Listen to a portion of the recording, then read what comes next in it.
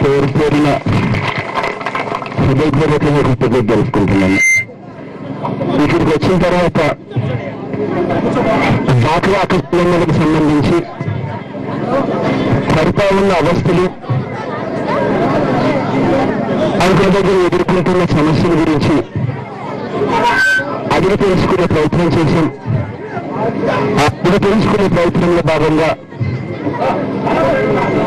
చాలా మందికి మైకులు ఇచ్చినప్పుడు ప్రతి నోట్లో నుంచి కూడా వస్తా ఉన్న మాట ఏమిటి అని అంటే, ఇవాళ మేము బ్యాంకుల దగ్గరికి వెళ్ళి మాకు కొత్త రుణాలు తీసుకునే పరిస్థితి లేదు, పాత రుణాలు ఇంతకు ముందు మాకు వడ్డీ లేకుండా రుణాలు వచ్చే పరిస్థితి నుంచి ఇవాళ మమ్మల్ని మొక్కుతుండి వడ్డీ వసూలు చేస్తా ఉన్న పరిస్థితిని చూస్తా ఉన్నాం. అపరాధ వడ్డీ కింద వడ్డీ లేని వడ్డీ వేసి మమ్మల్ని వసూలు చేస్తా ఉన్న పరిస్థితులు మాకున్నాయి అని చెప్పి చెప్తా ఉన్నారు. అసలు చెల్లెలు ఇద్దరు ముగ్గురు కూడా చెబుతూ 4 కంతులు కట్టాం, 4 కంతులు కూడా వడ్డీకి సరిపోయింది అని చెప్పి చెప్తా ఉన్నారు. ఇటువంటి అన్యాయమైన పరిస్థితిలో ఉన్నాం. ఆ 4 కంతులు ఒకేసారి కట్టొచ్చిందని చెప్పి మా మీద బలవంతం చేశారు. ఇన్ని రోజులు కట్టలేదు అని చెప్పి ఒకేసారి ఇన్ని కట్టింది కాస్త వడ్డీకే సరిపోతా ఉంది, ఇంకా అసలు అలాగే ఉంది అని చెప్పి చెప్తా ఉన్న పరిస్థితులు మేము వింటా ఉన్నాం. చాలా అన్యాయంగా ఉంది పరిస్థితి అని చెప్పి చెప్తా ఉన్నారు అక్క చెల్లెమ్మలు.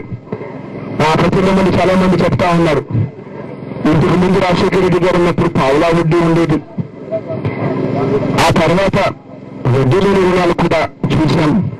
ఇవాళ పరిస్థితి చూస్తే వడ్డీ లేని రుణాల నుంచి ఇవాళ ₹3 వడ్డీ వసూలు చేస్తా ఉన్నారు బ్యాంకులు అని చెప్పి కూడా మాటలు కూడా అక్క చెల్లెమ్మ నోట్లో నుంచి వినపడతా ఉన్నాయి. నిజంగా అధికారంలోకి రావడం కోసం ఏ అబద్ధమైనా చెప్పి గడ్డైనా తిని ఏ మోసమైనా చేసి అధికారంలోకి వచ్చి ఆ అధికారంలోకి వచ్చిన తర్వాత వచ్చి ప్రజలతో నాకేం పని ఉంది అని చెప్పి మళ్ళీ 5 ఏళ్ల తర్వాతనే కదా ఎన్నికలు ఉండేది, అంతవరకు నాకు వీళ్ళతో పనేముంది అని చెప్పి వెంటనే మాట మార్చేసి మళ్ళీ ఇవాళ అక్క చెల్లెమ్మల్ని మోసం చేస్తున్న పరిస్థితిని మనం చూస్తా ఉన్నాం. ఇవాళ అక్క చెల్లెమ్మల పరిస్థితే కాదు, రైతుల పరిస్థితే కాదు, చివరకు అవ్వాతాతలను కూడా మోసం చేస్తామన్న పరిస్థితిని ఇవాళ చూస్తా ఉన్నాం. ఇవాళ మన కళ్ళ ఎదుటినే కల్పిస్తా ఉన్నాయి. పెన్షన్లను ఇవాళ కమిటీలు వేస్తా ఉన్నారు.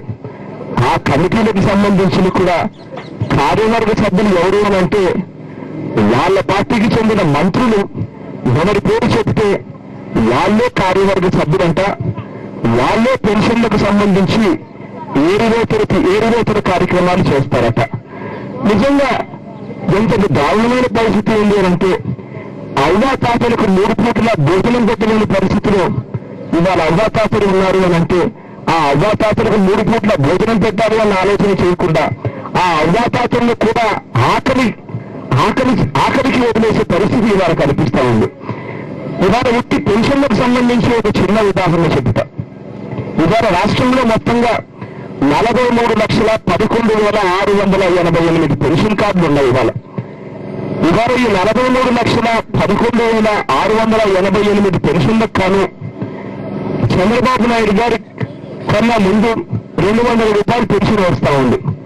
ఈ ₹200 పెన్షన్ లెక్కన ప్రతి నెల 130 కోట్లు పెన్షన్ పంపిణీ జరుగుతూ ఉంది. చంద్రబాబు నాయుడు గారు అక్టోబర్ 1వ తారీఖు నుంచి ₹1000 పెన్షన్ చేస్తానన్నాడు. అంటే 43,11,688 పెన్షన్లకు ₹1000 చేస్తే దాని అర్థం నెల 431 కోట్ల రూపాయలు ఖర్చు చేయాల్సి వస్తుంది. ఇలా 7 నెలల పాటు 430 అక్టోబర్ 1వ తారీఖు నుంచి తాను చేస్తానన్నారు కాబట్టి 7 నెలల పాటు ఇలా 431 కోట్ల రూపాయలు లెక్కేసుకుంటే దాదాపుగా 3,000 కోట్ల రూపాయలు అవుతుంది.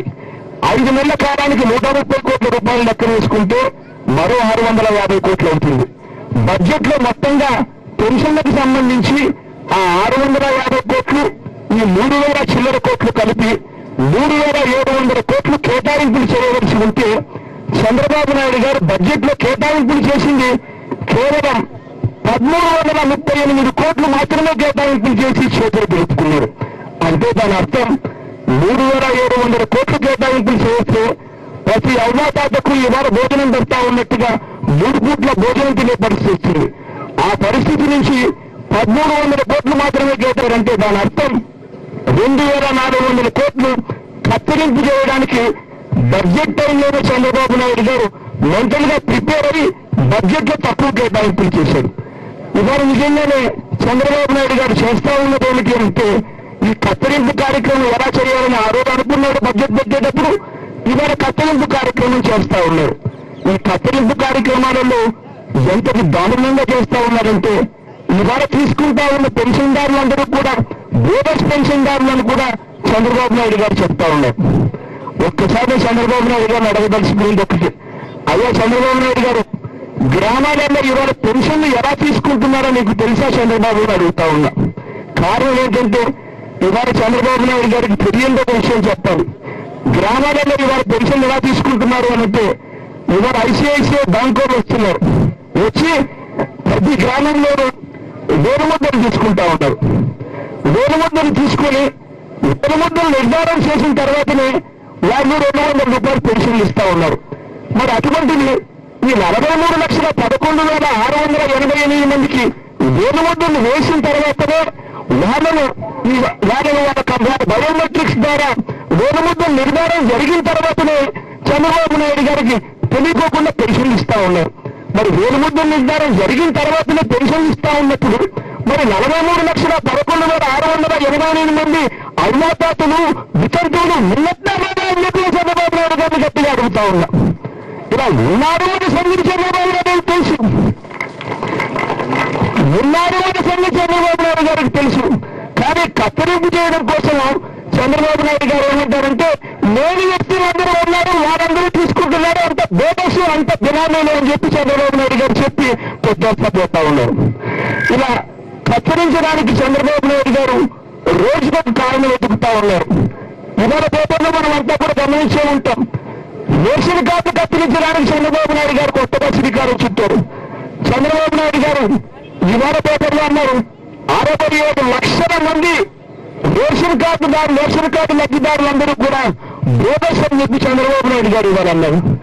ఇక్కడ ఎంత బాధ అనిపిస్తుంది అంటే రేషన్ కార్డులు కత్తిరించడానికి కూడా చంద్రబాబు నాయుడు గారు కారణాలు ఎత్తుక్కుంటూ అంతా బోనస్ అని చెప్పి అంటారు. 67 లక్షల మంది బోనస్ అంటే దాదాపుగా 17 లక్షల కార్డులను కత్తిరించడానికి ఆయన మొదలుగా ప్రిపేర్ స్టేట్మెంట్ ఇచ్చారు. అంటే ఒక్కొక్క కార్డు మీద నలుగురు సభ్యులు ఉంటారు అని అనుకుంటే 17 లక్షల కార్డులు అవుతాయి. కత్తిరించడానికి శ్రీకారం చుట్టారు. ఇవాళ రేషన్ కార్డులు కూడా కత్తిరించేటప్పుడు కూడా చంద్రబాబు నాయుడు గారు ఏమంటున్నారంటే అంతా బోగస్ వీళ్ళంతా అని చెప్పి చెప్తా ఉన్నారు. చంద్రబాబు నాయుడు గారికి తెలియని విషయం ఒకటి చెప్పారు. చంద్రబాబు నాయుడు గారి హయాంలో ఆయన ముఖ్యమంత్రిగా ఉన్నప్పుడు రేషన్ కార్డు రావాలి అంటే ఎన్ని కష్టాలు పడతా ఉన్న పరిస్థితిలో ఉండేట్లో మనందరికీ కూడా తెలుసు. ఆ రోజుల్లో ఉన్న రేషన్ కార్డులను ఆ రోజుల్లో బీపీఎల్ అంటే పేదవాడంటే సంవత్సరానికి 24,000 అంటే నెలకు 2,000 రూపాయలు దాటితే వారు పేదవాడు కాదు అని చెప్పి అంటూ ఉండేవారు చంద్రబాబు నాయుడు గారు.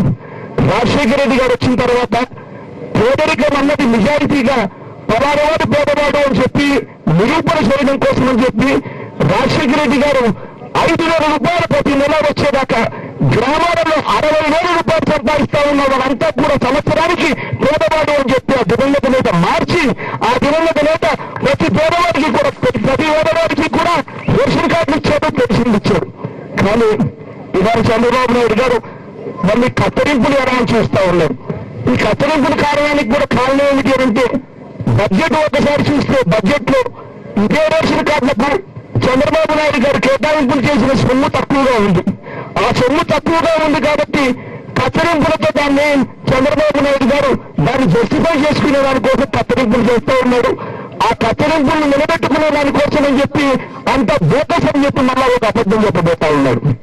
ఇవన్నీ కూడా పిల్లలు చదువుకుంటున్న ఫీజు రీఇంబర్స్మెంట్ పథకం దగ్గర నుంచి కత్తిరింపులు, రేషన్ కార్డుల దగ్గర నుంచి కత్తిరింపులు, పెన్షన్ల దగ్గర నుంచి కత్తిరింపులు, డాక్రా రుణాల మాఫీలకు సంబంధించి పూర్తిగా మోసం, రైతులకు సంబంధించి రుణాల మాఫీకి సంబంధించి పూర్తిగా మోసం, అన్ని కూడా మోసాలతో ఇవాళ పరిపాలన చేస్తా ఉన్నారు చంద్రబాబు నాయుడు గారు. ఇటువంటి వ్యక్తికి మాత్రం ఖచ్చితంగా రాబోయే రోజుల్లో దేవుడు గట్టిగా మొటిగా వేసి గట్టిగా బుద్ధి చెప్పే రోజులు మాత్రం త్వరలోనే వచ్చిందని మాత్రం గట్టిగా చెప్పగలుగుతానని మాత్రం.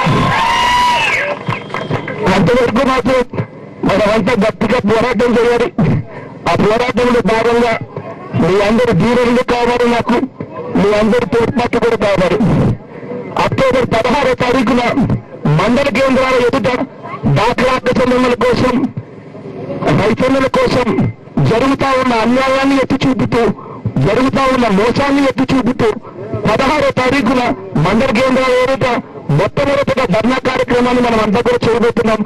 అందరూ కూడా ధర్నాకు జయప్రదం చేయవలసిందిగా సమయంలో చేతులు జోడించి ప్రార్థిస్తూ ఉన్నాం.